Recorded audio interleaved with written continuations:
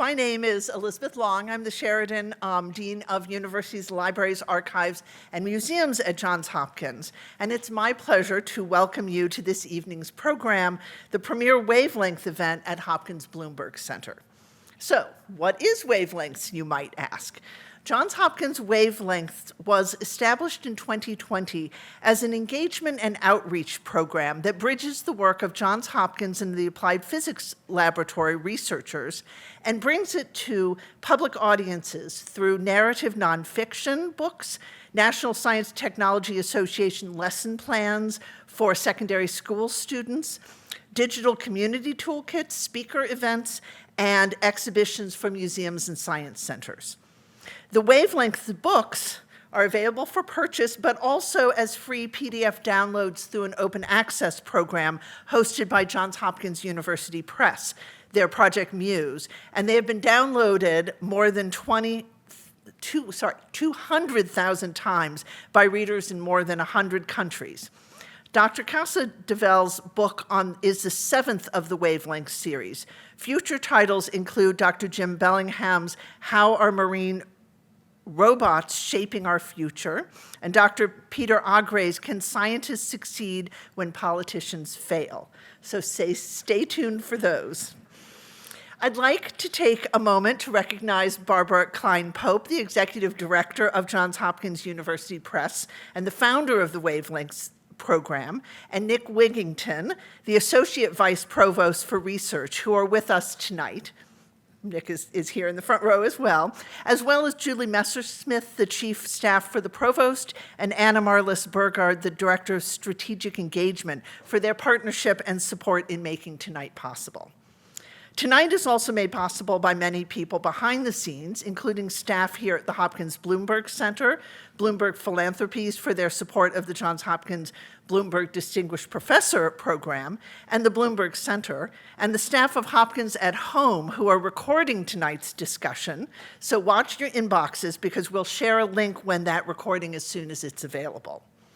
And lastly, I'd like to thank the staff of the Johns Hopkins Sheridan Libraries, which is a network of 6 physical libraries, including one right downstairs, the Irene and Richard Frary Library on the 2nd floor here, that support faculty and student research across the Hopkins University and health systems. So now I'd like to invite tonight's distinguished speakers to the stage while I introduce them.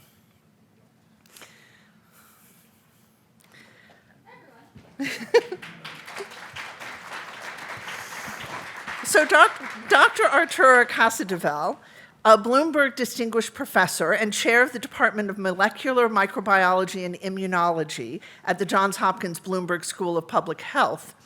His research is primarily focused on the fungal causes of disease, host defense mechanisms, and the development of antibody therapies for infectious diseases. Casadevall is also an inventor who partnered in the 2024 patent for MycoCooler, a mushroom-based air cooling system that uses the evaporative cooling capacity of mushrooms. He is a member of both the National Academy of Medicine and the National Academy of Sciences, and has served as the National Science Advisory Board for Biosecurity. Casadevall is an expert advisor for numerous organizations whose work have been featured on BBC's Instant Genius, NPR's Shortwaves, and WNYC's Radiolab, in The Guardian, Nature, and the New York Post, and in the film The Kingdom, How Fungi Made Our World. He is also co-creator of the NSTA lesson plan on valley fever for high school students nationwide. Emily Kwong is the founding reporter and now co-host for Shortwave, NPR's science podcast.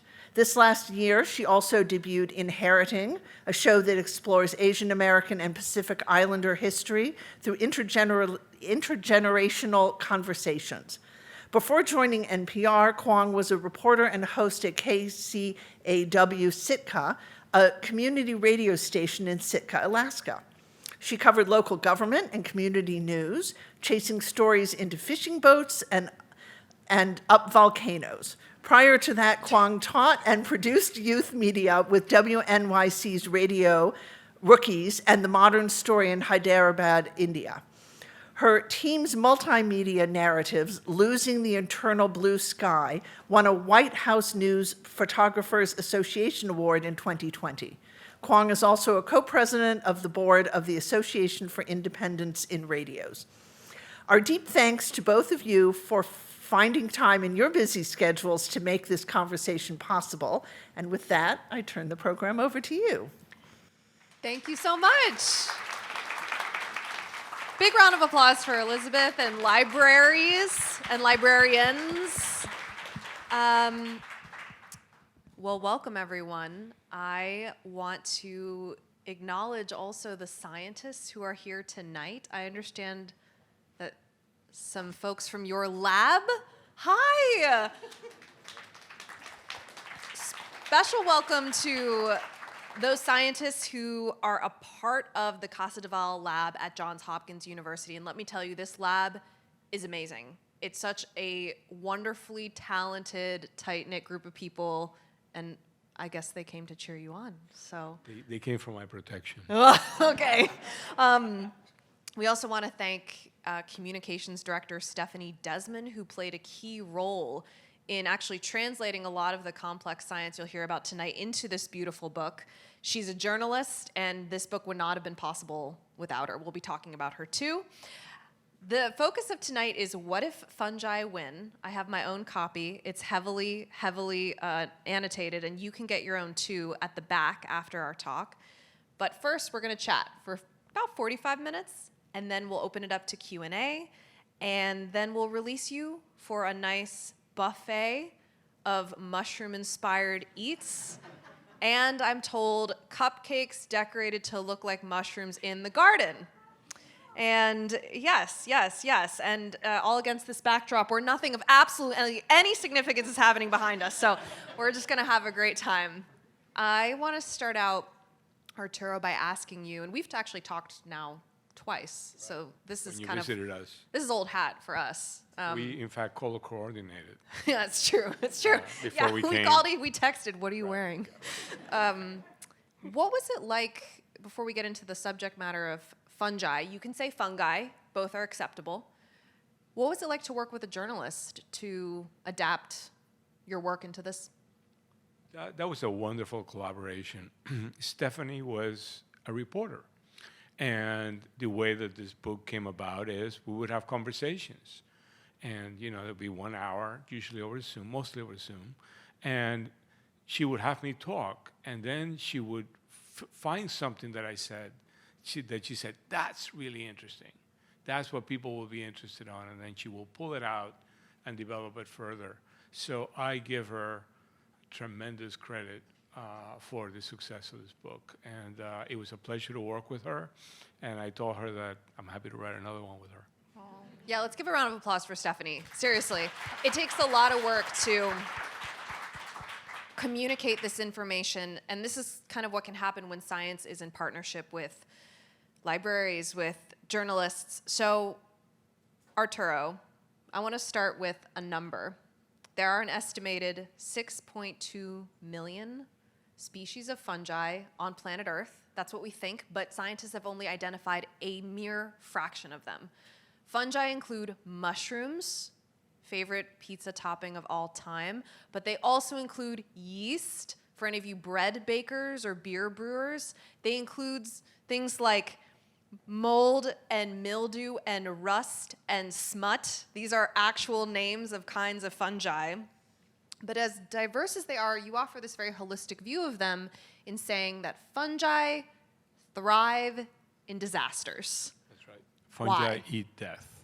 They eat death. Why? So they tend to be remarkably suited to cleaning up. When a tree dies in the forest, it is the fungi that break it down. For us, though, it is an unseen kingdom. It's everywhere, and yet you don't see it, primarily because you see the microscopic, or the mushrooms only come out after it rains. It's under the ground when you walk. Right.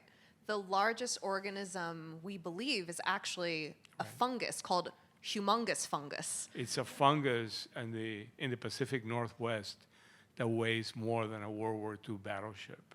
And it's and it's about 3.4 miles in square. And the reason that you know that it's there is because the trees die above it. And then when people pull out the mushrooms and they do genetic analysis, you could see that there's the same organism all around this perimeter of death. Wow. You write, it leaves, dead trees in its Around wake. it, yeah. And that's how you know how That's big it is. That's how you know what it is. But you can actually just pull out the mushrooms and then take them to the lab and do genetic analysis, and it's the same ones. One thing that's so interesting is fungi are actually more similar to us than one might see at face value. I mean, what do I have in common with a portobello? Kind of nothing. But A lot. Actually, 50% of our DNA is identical to fungi. So what's the evolutionary story here? How are we It's connected to fascinating. them? So we are all animalia, and our closest relatives are the fungi. And sometime in the distant past, over 1 billion years ago, one of our relatives basically took off into this kingdom. And this kingdom is very similar to us biochemically. And that is a problem, because when you try to make drugs, antifungal drugs, you want to find differences. And guess what? There are very few differences in metabolism. Yeah. Fungi are so resilient. I just want to impress this upon you, that the asteroid that killed the dinosaurs was a great time for fungi. Because what ended up happening is it created this litter of dead and decomposing material on the forest floor, and it was boom time for fungi.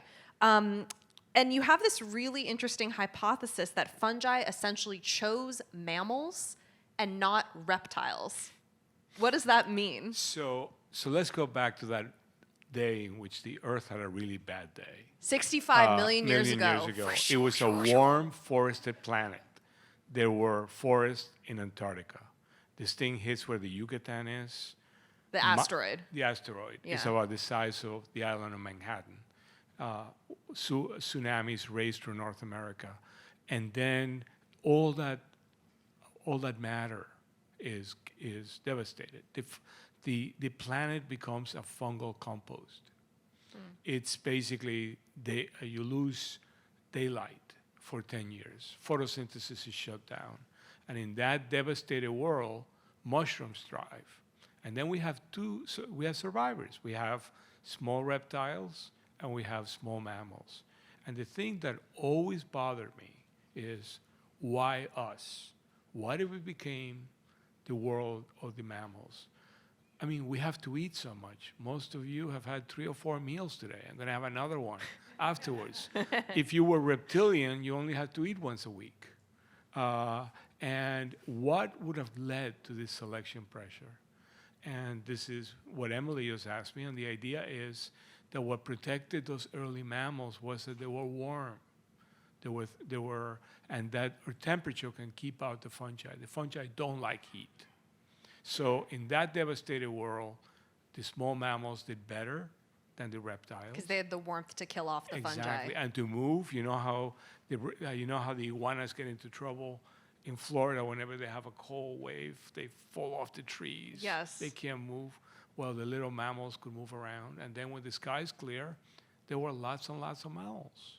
And they became the descendants of ancestors of whales, humans, monkeys. And that's why you and I are not lizard people. That's having right. like a lizard interview. Having a lizard interview. God knows what the language would be like. Right. So our internal body temperatures, this is the idea we really want you all to understand, is that our internal body temperature, 98.6 degrees Fahrenheit, 37 degrees Celsius, is our thermal shield. The vast majority of fungi cannot survive at this temperature. And it has protected us from all kinds of fungal pathogens throughout, clearly, evolutionary history. Right. Until recent times. Until recently. I mean, people worry about viruses. They worry about bacteria. They worry about parasites like malaria. But you don't hear people worrying about the fungi, usually. And the reason for that is because immunologically intact humans have tremendous resistance to the fungal world. You just don't get sick. You may get athlete's foot, you may get a nail infection, but those are cooler areas. Which makes sense why you'd get a fungal cooler infection. areas. That isn't as hot. These or it isn't things as hot. can't invade because you're so warm. Yeah. So it is this temperature that is keeping the fungal world out. And until the 20th century, there was no problem. But in the 20th century, there began to be large numbers of immunosuppressed. When you say large numbers of immunosuppressed, let's talk about that. What does that mean? So the 1950s was a miracle decade for medicine. They invented corticosteroids, chemotherapy, surgeries got longer, and ICUs. And the net result is that there was a huge advances in medicine at the price of immunity. Think about transplantation. Think about cancer. So medicine often has generated large numbers of immunosuppressed people, which fortunately are able to continue to live because as a result. And then we also had the HIV epidemic. And the net result is that today we have millions of immunosuppressed people in this country alone. We have historically high levels of immunosuppressed people. We also have historically hot temperatures. So one of the reasons that your phone has been ringing off the hook is because of the HBO series, The Last of Us. Who here has seen The Last of Us? A lot of people have actually seen The Last of Us. Wait, should I watch it? Is it too violent? I actually have been a little afraid of watching it. I don't do well with, but the premise of The Last of Us is that the planet has gotten so hot that a single species has developed thermotolerance, the ability to, in fact, survive at ever hotter temperatures and be able to, party on inside the human body. Could a fungal pandemic like in The Last of Us happen? What is plausible from that series and what is not plausible? So I'm always asked this question. I think it's improbable, but not impossible. Improbable, but not impossible. So the idea goes like this. About the reason that people kept calling me was about 15 years ago, I wrote an article saying that what would happen is that as the world warmed up, the fungi would have to adapt. And as they adapted, they will be able to defeat our thermal defenses. And then somebody wrote that into all of us. And then people began to email me and said, do you have anything to do with this? I said, I don't even know what you're talking about. But the answer is, Oops. Could we have a fungal pandemic with something that turns into zombies? Well, it happens to the ants. Yes, Animalia. cordyceps. Cordyceps Fungi. takes over the ant, makes it climb up the tree. So when it dies, it releases all the spores down on it. Could we have something like that happen? Well, we don't have a historical record for that. But there are 6 million species out there. Yeah. And we know that the fungi make all kinds of things, like LSD. What do fungi make LSD? They make all kinds of compounds that affect your hallucinate. You have psychogenic mushrooms. I mean, why do the fungi make this stuff? Yeah. I heard someone from your lab whisper central nervous system. Yeah.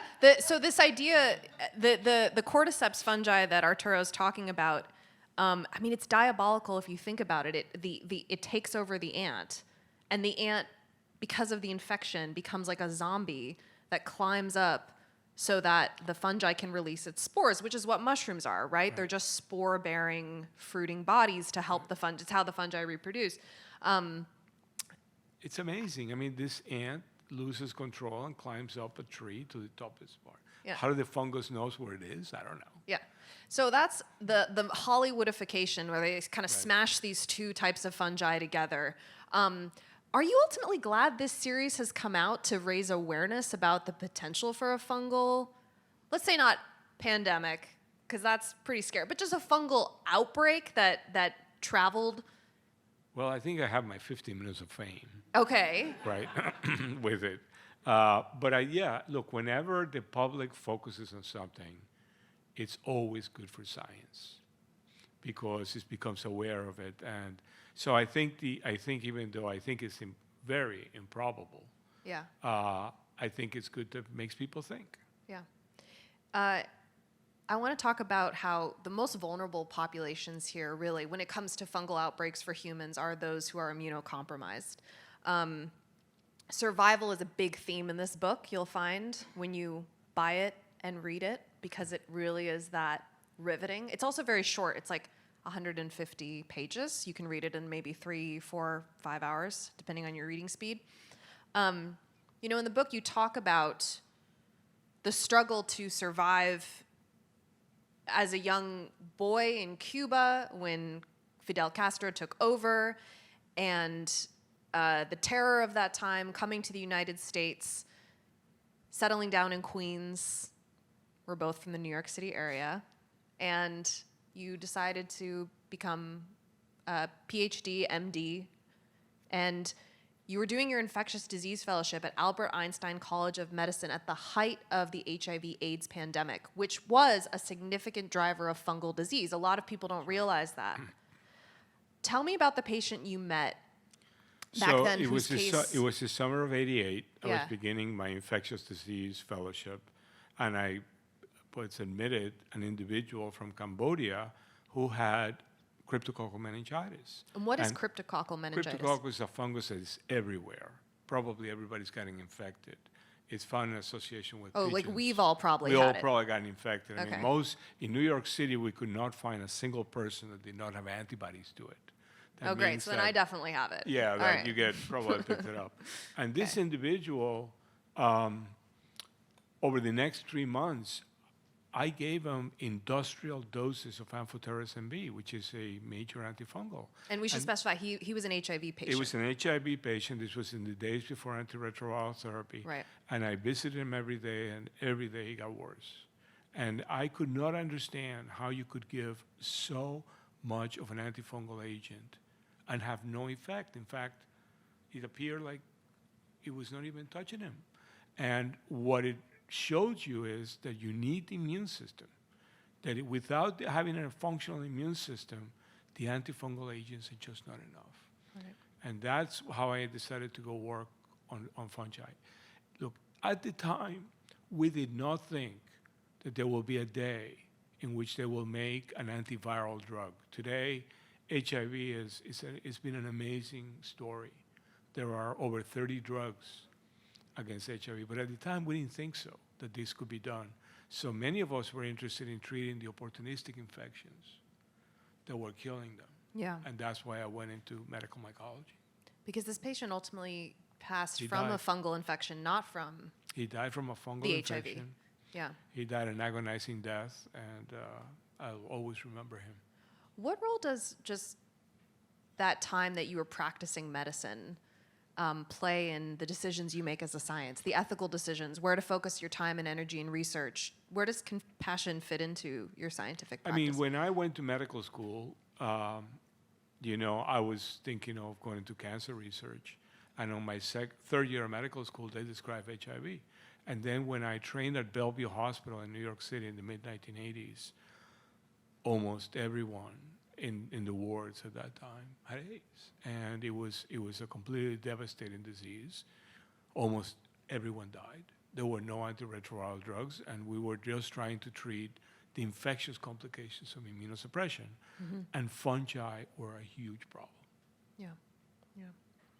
So you made this decision, especially treating this time, right. patient, that you were going to focus on fungi, That's right. which very few people were focusing on in the late 80s. Well, people who I respected and who care about me suggested that I pursue a different career path. Oh, okay. And what'd you tell them? They told me things like, well, if one of the best quotes was, if you want a career in academic medicine, don't do anything useful. I said, what do you mean don't do anything useful? I said, somebody said, well, this. So they care about me, and they were very concerned that I was going to go work on a wild organism, whereas I should be devoting my energy into working into well-characterized things like yeast, where I could work on basic problems. And, I remember saying, it's my life, it's okay. Yeah, absolutely. Well, we thank you. I mean, Well. you were like, boring, I don't want to do that. I want to focus on, ultimately, you built the lab you run at Johns Hopkins looks at a lot of different fungi. It's truly one of the leaders in this field. It just cannot be overstated how much your work has contributed to our understanding of fungi today. I'm not going to list all the ways, you just are going to have to read it, but one of the things I found really astonishing is that it's just moving to me that this fungal pathogen that killed this patient, Cryptococcus neoformans, it became a real call to action to you. You developed an antibody for it to help the immune system of those who are sick with Cryptococcus meningitis. You developed a vaccine candidate for Cryptococcus meningitis, or for Cryptococcus neoformans, the fungi. That vaccine is not on the market right now. Right. There is no fungal vaccine. And I hadn't really thought about that. We have antibiotics, we have antivirals, we have vaccines for viral infection. We don't have a fungal vaccine. What are the hurdles to creating one? So I think that scientifically there are no major hurdles. If you need a fungal vaccines that can be made. The problem arises that the development and deployment relies on pharmaceutical industry, and the markets for these vaccines will be extremely small, so they don't tend to get developed. Is that because the people most susceptible are immunocompromised people, Because and it's there just are a very smaller few, population? and imagine it's very hard to do clinical trials. It's just a very hard problem. So even though you have the science to do it, the actual deployment becomes very difficult to do. But the interesting thing was that this patient inspired me, and we set up a lab and we worked on it. And during that time, antiretroviral drugs were made. And by 1996, patients weren't dying anymore. Yeah. And so it was a wonderful story because, medicine progressed to the point that some of these things that we were developing weren't needed. Right. Like, for example, brought a monoclonal antibody to clinical trial, but the problem largely went away. Yeah. And are you all following this, that basically because HIV harmed a person's immune system, that's why the fungal infection took place? So that's why he's so focused? Okay, I just wanted to, it's complicated stuff, so in case you were lost, I hoped you were found.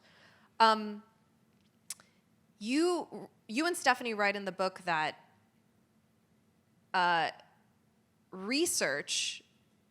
infectious disease research funding, less than 1.5% goes to fungi. It's a very small amount that goes to your kind of work. Right. So it's the real reasons for this. I mean, the research capacity, you should think about it, is limited.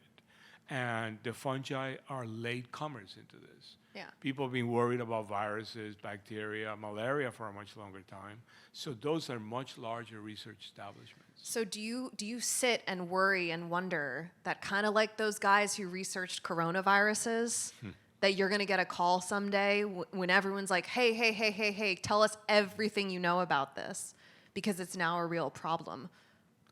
I do worry, but I don't worry so much. I don't think, I certainly hope that in my life we don't see a fungal pandemic or anything like that. I think one pandemic per century hopefully is enough. That would be wonderful. That would be wonderful. Considering what it did to our world. But the problem is that fungal diseases get worse every year, but it's incremental. It's not like COVID that went from not being there to becoming a crisis. So because it goes on every year, it doesn't tend to attract attention. Yeah. And in fact, most research and funding for antifungals is for crops. Before we move on to kind of other topics, I just want to touch upon this. Fungi affect crops as well. And I suppose kind of one of the most interesting stories in your book is how an antifungal that treated Dutch tulips actually ended up evolving in such a way that it affected the people who then had no resistance. Right. So the story goes like this. Farmers have tulips. What is the biggest enemy of crops? Fungi. So what you do is you spray the tulips with antifungals. But Think about it. The soil is full of fungi. So there in the soil was a human pathogen called Aspergillus fumigatus. So as the soil was getting spread, this organism was becoming resistant. And the way you know about it is because the cases in the hospital are now resistant. Yeah. So, in other words, the treatment of a crop led for a completely unrelated fungus and nothing to do with Aspergillus led to resistance in Aspergillus that then gets picked up when the Aspergillus infects immunosuppressed patients. It's such a tangle. And it really shows how, we can sit in this room with its like pristine white walls, but actually there's fungi all over this room. Everyone is breathing Aspergillus in this room. Haha. Don't worry about it. You've been breathing it since the first breath of your life. Yes, but your body temperature will keep you safe for Right. now. And your macrophages. There you and go. your All lung. right. It'll clean it up. So, the anti-science movement has really grown in the last few years, and really long-standing public health policies, including just vaccines in general, are being called into question. But there's an interesting argument to be made that this is actually an opportunity for science to reinvent itself. And I want to quote this piece I read from Dr. C. Brandon Ogbunu at Yale University. He wrote, "While some might say that now is not the time for self-reflection, I argue that we must recognize that current events serve as a social stress test for science, revealing its many underlying fragilities." So my question to you is, what does current events reveal about science to you? And what needs to change in science? The scientific revolution has only occurred once. And it occurred in a very specific time in history in the cauldron of the religious wars of Europe in the 17th century. If you were to wipe out science, it's not really clear that we will reinvent it again. It's a different way to looking at the world. But it is a very fragile enterprise. It requires a lot of things. It requires stability. It requires knowledge. It requires ability to get work done. But from the very beginning, there has been anti-science movements. Galileo challenged the existing system, had to deal with the Inquisition. Franklin, one of That's the a deep founding cut. fathers, was anti-vaxxer Right. until his daughter died of smallpox. Wow. Yeah. So the thing is, whenever science challenges some aspects of society pushes back. Yeah. And whether it is in the case of climate science, well, it pushes against existing industries. So you have pushback. Yeah, what part of science is being pushed back against now, you think, the most? A lot is of it it. the Well, I special think- interest groups? And I think a lot of it is under attack. And but I also think that it is also very resilient. Look at all of you in this room. All of you are interested in some degree on the marvel of fungi, on this story. And I think we all need to become foot soldiers to protect it, because science is humanity's best insurance policy. We are not going to make it without science. There are 8 billion of us in this planet. The planet is degraded. The world is getting warmer. And the answer to it is to find ways for us to survive as well as other species. And that will come only from new knowledge, Emily. That's not going to come from taking the best science of today. I mean, the best example I can tell you is 1985, almost everyone at Bellevue died of AIDS, period. If you had maximized the medicine of 1985, people still died of AIDS today. But something happened. People found the virus, they took the virus apart, they figured out the weak points, and then 10 years later, nobody dies of AIDS. I saw that. I saw the power of science. And I think it can solve a lot of the major problems that we have. if you could send a message to all scientists today about how to do their jobs differently, what would you tell them? Engage. Engage with your neighbor. Engage with the public. Engage, because I think it's really, really important to engage. Yeah. I want to, I think for all the ways in which there is an anti-science movement, one thing you and I were talking about earlier is that science is already such a part of our daily life. You kind of can't It's silly to imagine you could escape it because, in fact, you write in the book, every age of human existence is defined by the materials we use.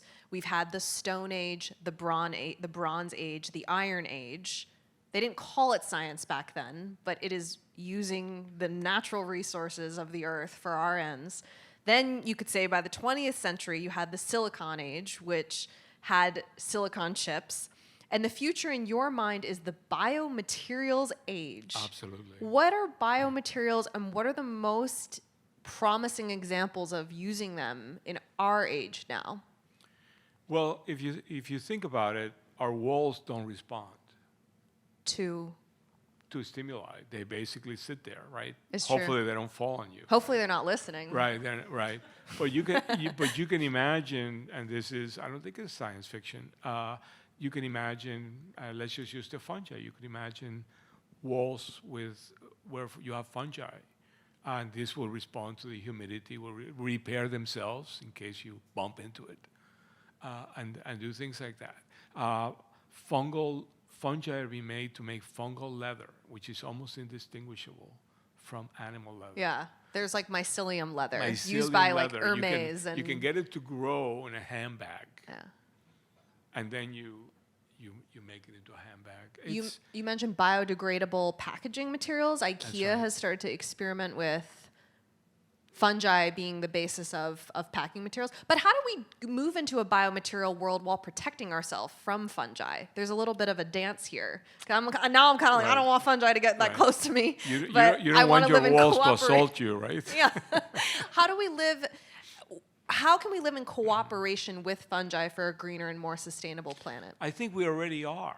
I think the fungi are recycling all the nutrients in the planet. Yeah. We are very much dependent. They're already on breaking them. down our landfills, They're breaking our down plastics. our landfills. There are new fungi to break down plastics and things like that.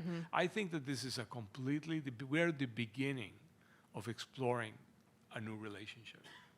And I think the future is very bright.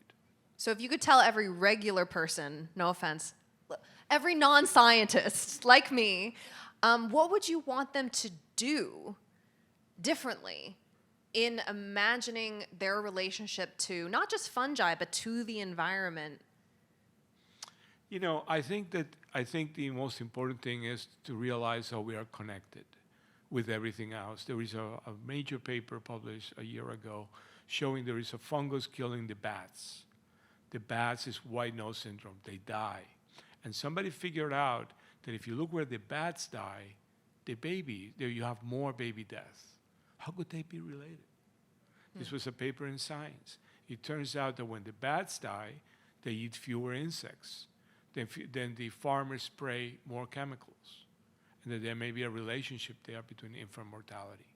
So the connections are everywhere. We just have to find them. Find those connections. And then what about, dare I say, politically speaking? What do you wish people would do? I think that, I'm a big fan of humanity. I think that we are remarkable, and I think that we will live through these times, and the future is going to be better than. You don't want to go back to any time in the past. You don't want to go back to any time in the past. In the past, and that's because the progress that we have made. Yeah, I see why so many of your lab folks came. You're a My very bodyguards. You're a very comforting. In case I say something impolite. Oh God. Last thing I want to ask, and we're going to turn it over to you all for a Q&A. How should we be training the next generation of scientists to handle these unprecedented problems and, just taking a page from your book, the kind of unlimited opportunities and possibilities that exist? So first, let's celebrate the fact that we can train scientists today. We didn't know how to do that at the time of the American Civil War. But you can take a 22-year-old, plus or minus a couple of years, and in a few years, train them to do deep work. That is a tremendous human achievement, largely through the 20th century. The problem is that we train them to do deep work. We don't give them the tools to be generalists. So your typical scientist only knows one area. And if you confront them with something from outside, they say, well, that's not my area. But I think that, in fact, it is possible to teach generalist tools such that people are more likely to make connections, because it is great progress is made at the interfaces between fields. The interfaces between fields. Fields. You live by this. You take classes outside your discipline at like Absolutely. 5 in the morning. What Well, do you I do? get up very early, and I always listening to a course. I'm taking a course this morning. It was on thought experiments. On what? Thought experiments. Thought experiments. Experiments. Yeah, they're safe, by the way. You can do a thought experiment. You don't have to worry about How creating meta. or you can do something. So yeah, I'm taking a course on thought experiments. I'm really enjoying it. Yeah. And what I do is I place in the background while I answer emails. All the emails that came in overnight. Yeah. From HBO. You don't know. All right, we are gonna, let's give a big round of applause to Dr. Arturo Casadevall. Thank you. Thank you. And thank you for coming. And just the Johns Hopkins Wavelengths series staff for coordinating this event. I want to thank Mary Casey, Kate Howard, Anna Marlis Bergard, and Marianne Smith, your wonderful colleague. Also, just the staff at the Bloomberg Center and Sheridan Libraries for having us. And we have some microphones who will find their way to you if you have a question. So just throw up your hands if you have one. And I think I'm going to go with Mary, that gentleman right there on the aisle. Oh, great, yes. Just say your name and your question. Sure. My name's Ujjwal Upluri, and my question is, as global temperatures rise, how might gut fungal populations be affected, and what are the potential consequences for human health, metabolism, and immunity? That is an excellent question. For us, since we maintain normal body temperature of 37 from birth almost to death, most of the microbes in us are not really affected by temperature change. But for insects, in their gut, their temperature is the ambient temperature. So you can imagine that for organisms that don't regulate their temperature, their gut is subjected to it. So I think a lot of things can happen. I can't predict, but the temperature changes are going to affect the microbes that are associated with organisms that don't regulate their temperature. We have a question. Oh, yes. One at the back. Thank you. Hi, I just had a question. I love composting every day. So I was just kind of curious if you think that using AI can help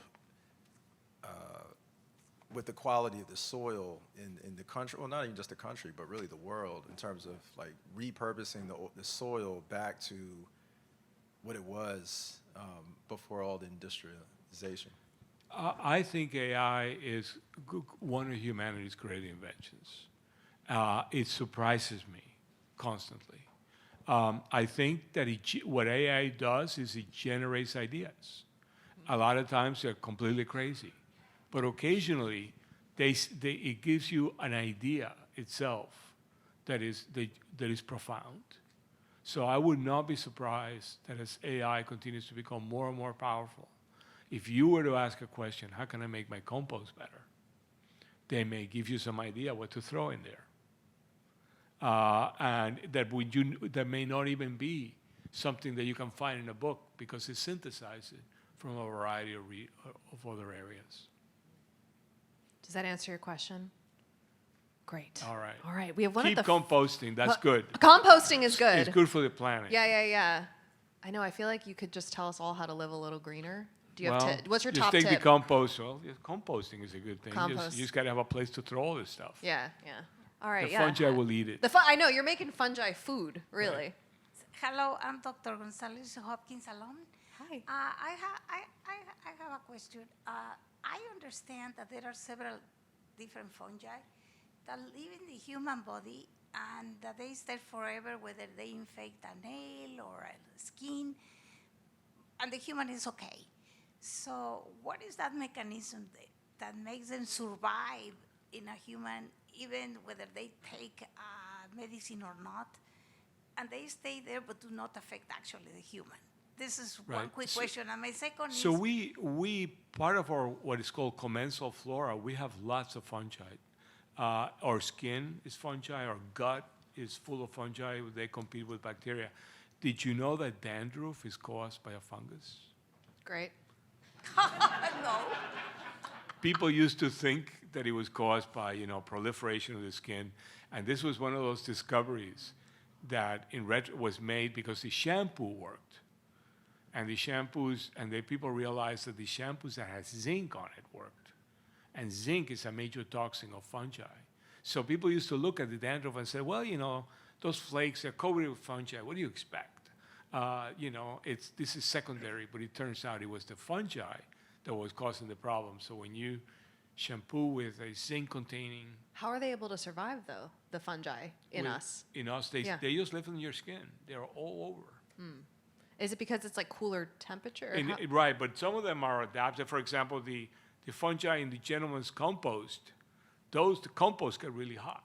So some fungi are able to survive in the compost. But they kind of don't do as well as in our internal body temperatures, They like don't near our do organs. They don't do as well, but we still have, for example, Candida albicans that is adapted to us. So yes, And we how have about it the nails? in the mouth. The nails. The nail Yeah. ones are different ones. Those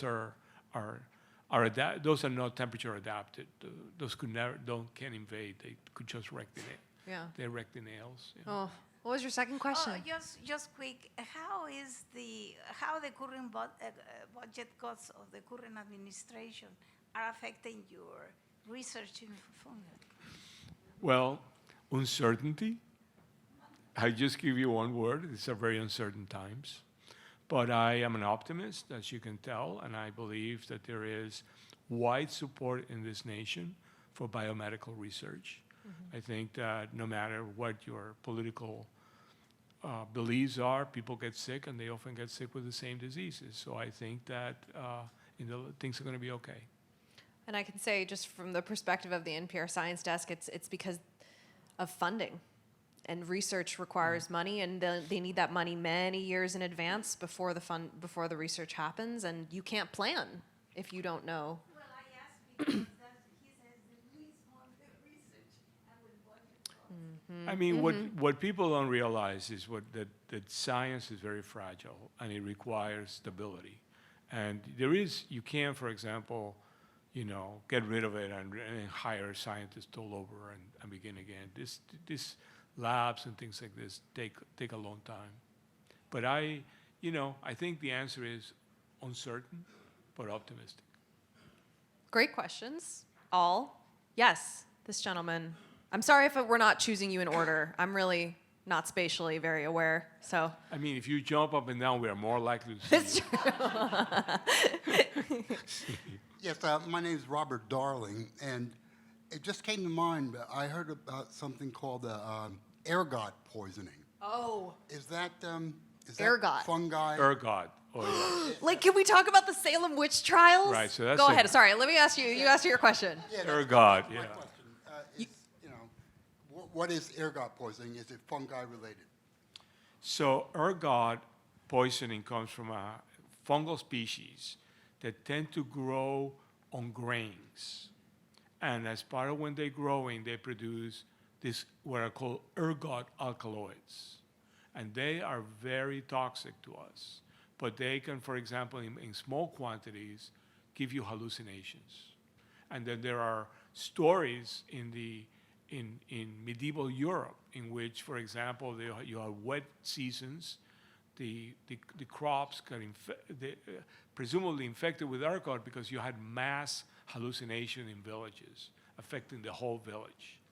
And you want to go to Salem? In Salem, Massachusetts. Well, someone proposed, and again, it's controversial because someone has argued against it, that the Salem witch trials may have been the result of ergot poisoning. With the in which rye, people- with the rye crop, the the rye bread. crop, in which people basically, and they began to see people hearing voices and spirits and the whole thing. And all you needed to do at the Salem colony was accuse. It's very difficult to defend yourself against the devil. Justice for the Salem witches. I Right. think about it all the time, honestly, as someone from that area. Okay, so, someone, yes, Sir. My name's Robbie. I was wondering if the fungi world had proliferated into the oceans, specifically with coral. Coral, like on the fungi. The fungi are everywhere, and in fact, coral bleaching, which is what happens is you tend to lose the corals because you have a warming event, you damage the coral. The fungi are part of the process. They kill the coral too. But fungi are found everywhere. They're found under the ocean. They're found they have basically occupied the entire biosphere. You talk in the book about disaster mycology and how Disaster tsunamis microbiology. can move fungal. So that is, I spores? want to give credit there to Daniel Smith, who's in my lab. Shout out Daniel Smith. He's not here. He didn't Where? come. Oh, he's not here. He's not come, but let's give him credit. He's busy. He's busy. He's busy. He came up with this idea and he developed it. And when you have a disaster, you think about what you see. But every disaster also changes the microbiology of the site. And what you find is that the fungi do well during disasters. And in many disasters, the disaster is followed by fungal diseases. One good example of disaster microbiology was Katrina. The waters came up, the waters went down, but the houses all ended up with mold. Black And mold, right? Everything had to be destroyed. You cannot clean them up. More questions. More questions. Yes. Back there. We have time for maybe 2 more. Hi, my name is Gabriella. I'm curious what some of the cultural barriers for us who are not necessarily scientists but love fungi, but just for normalizing and adjusting our relationship with fungi and the rest of the world and seeing them as the future of solving a lot of crises that we're facing today. So, Gabriella, that's a great question. And before I touch on that, I want to say that I think the mycology community could play a tremendous role in addition to what they do. For example, I was talking to some of the mycologists here in Washington, and we don't have a lot of knowledge of the fungal world. But people who go in the forest to look at mushrooms, imagine if they could catalog them and geolocate them and feed that to some database. We would know a lot more very rapidly. So one of my hopes is that the mycology community, that is interested, the lay community, mobilizes in some way to generate data and information about this world that we know very little about.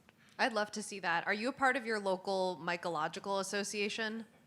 No, but I use iNaturalist. iNaturalist is a community science app Right. that helps you identify species in your environment. And you If can you- upload, and is that data Exactly. used That's by what I'm scientists? thinking of. Yeah. Is something like that. We would know a lot more if everybody was just uploading the things Yeah. that we're seeing. Actually, is anyone here a part of their local mycological association? These are people in your area that forage. You should look them up. They are a fun bunch. Does anyone here play Wingspan, the board game? Do you know the bird board game? Okay. The person who invented that, Elisabeth Hargrave, is actually the president of the DC Mycological Association, and she has a board game out about fungi, but she's trying to create a movement where people are as knowledgeable about fungi as they're knowledgeable about birds. Right. And I dare say we should really not put a bird on it. We should put a fungi on it because they're kind of responsible for everything. The coral bleaching, I didn't know. Anyway, Yeah.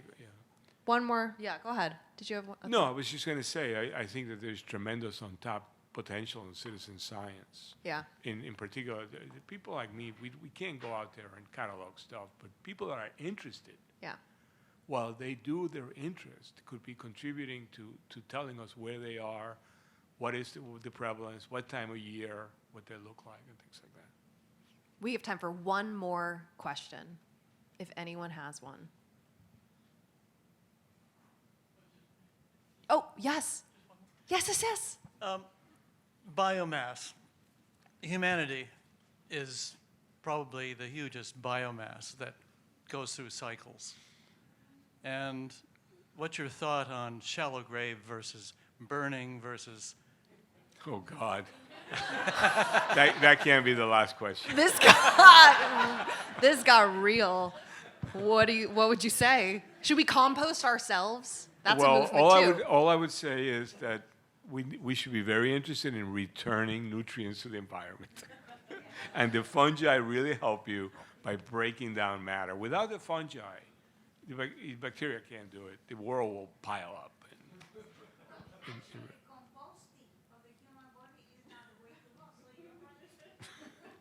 Composting of the human body is the way to Composting go. of the And human on body. that note, we end this presentation. Thank you so much. We went pretty far. Yeah, see you in the dirt. see you among the fungi. No, really, Arturo is going to very graciously be signing copies of his book at the back. Thank you to East City Bookshop, who's here tonight. They're selling. And everyone for coming. I'm going to turn it back over to Elisabeth. Are you saying a few words? I think I was mainly wanting to point out what you just did. Great. Please enjoy our fungi-themed food tonight. And thank you all for your excellent questions. And enjoy your time here. Thank you so much. Thank you.